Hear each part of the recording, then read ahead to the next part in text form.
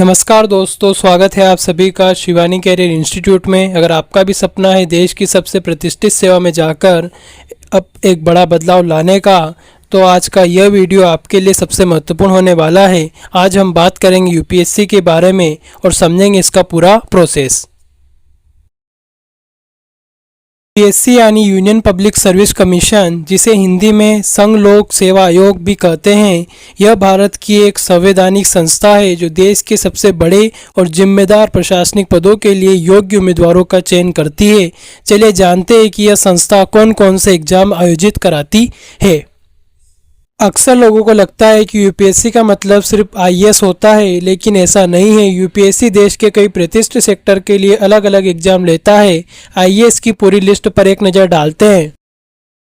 UPSC द्वारा आयोजित मुख्य परीक्षाएं इस प्रकार है: civil services examination IAS, Indian forest service IFS, engineering service examination IES, Indian economy and statistical service IES and ISS, geological list examination, special class railway apprentice examination, combined medical service CMS, central arm police force assistant combat CFF, combined defence service CDS, national defence and naval academy NDA. अब बात करते हैं उस सवाल की जो हर student के मन में होता है: क्या मैं इस एग्ज़ाम को दे सकता हूँ? मेरी उम्र कितनी होनी चाहिए और मुझे कितने मौके मिलेंगे? कैटेगरी के अनुसार इस पूरे क्राइटेरिया को आसान भाषा में समझते हैं। साल 2026 के नियमों के अनुसार जनरल कैटेगरी के लिए न्यूनतम उम्र 21 वर्ष और अधिकतम उम्र 32 वर्ष है, जिसमें कुल 6 अटेम्प्ट मिलते हैं। ओबीसी कैटेगरी को 3 साल की छूट मिलती है, यानी उम्र 21 से 35 वर्ष और अटेम्प्ट की संख्या 9 होती है। एससी एसटी 5 साल की छूट मिलती है, उम्र 21 से 37 वर्ष और इनके लिए अटेम्प्ट की कोई सीमा नहीं होती है, अनलिमिटेड। तो दोस्तों, अगर आप इस एलिजिबिलिटी क्राइटेरिया में फिट बैठते हैं तो अब आपको यह जानना होगा कि इस परीक्षा को पास करने का रास्ता क्या है, यूपीएससी में सिलेक्शन का प्रोसेस क्या होता है।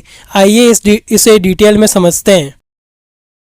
एक आईएएस या आईपीएस बनने का रास्ता 3 मुख्य चरणों से होकर गुजरता है: प्रीलिम्स, मेंस और इंटरव्यू।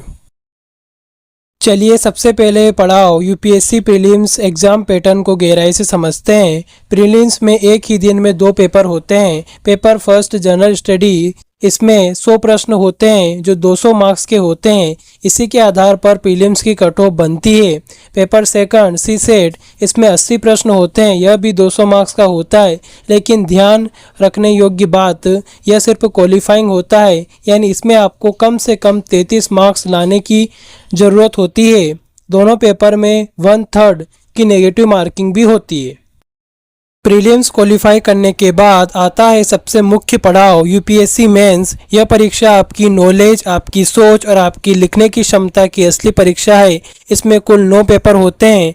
पेपर ए और बी ये भारतीय भाषा और अंग्रेजी के क्वालिफाइंग पेपर हैं जो 300-300 मार्क्स के होते हैं।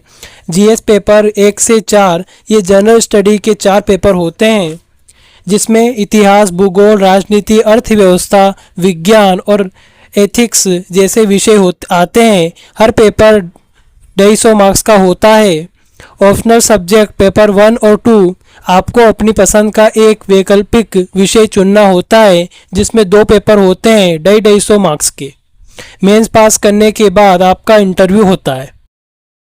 तो अगर हम पूरे मार्क्स का गणित समझें, प्रीलिम सिर्फ एंट्री गेट है। मेंस के 1750 मार्क्स और इंटरव्यू के 275 मार्क्स को मिलाकर कुल 2025 मार्क्स में से आपकी फाइनल मेरिट लिस्ट तैयार होती है। यह वो स्कोर है जो तय करता है कि आपको आपकी मनपसंद पोस्ट आईएएस या आईपीएस मिलेगी या नहीं। आपके कीमती समय के लिए बहुत बहुत धन्यवाद। कंटेंट अच्छा मददगार लगा हो तो लाइक सब्सक्राइब करके अपना सपोर्ट ज़रूर दिखाएं। अगर कोई कमी लगी हो तो कमेंट में बताएं ताकि हम सुधार कर सकें। शिवानी कैरियर इंस्टीट्यूट आपके उज्जवल भविष्य की कामना करता है। पढ़ते रहिए, बढ़ते रहिए। Thank you.